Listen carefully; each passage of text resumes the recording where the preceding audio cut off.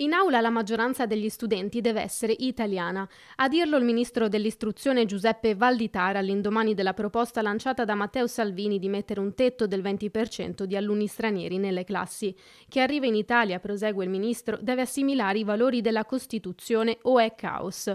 Ma se nel governo la proposta fa presa, viene accolta freddamente dall'assessora regionale all'istruzione. Oggi a me spaventa meno avere solo stranieri in una classe di quanto non mi spaventasse 10 anni fa rispetto a un modello inclusivo. Iniziativa che arriva dopo il plauso da parte del Presidente della Repubblica Mattarella alla scuola di Pioltello, che chiuderà per il Ramadan.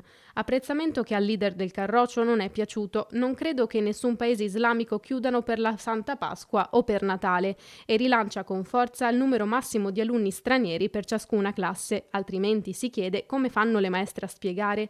Proposta che però viene stroncata dall'assessora regionale Donazzan. Questa cosa venne proprio chiesta dal Veneto oltre 10 anni fa.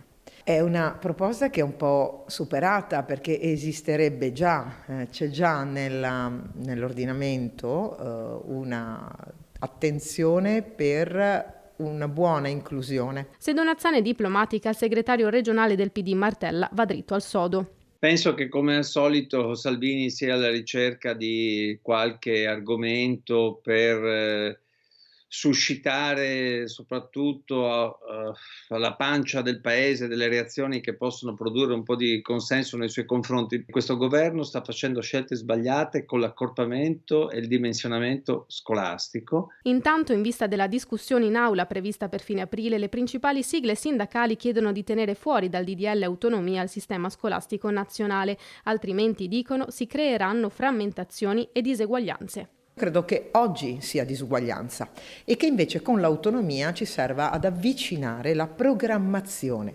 delle supplenze, degli incarichi e soprattutto dei dirigenti sul territorio regionale. La scuola rimangono di esclusiva competenza statale. La scuola è un veicolo fondamentale della nostra coesione nazionale.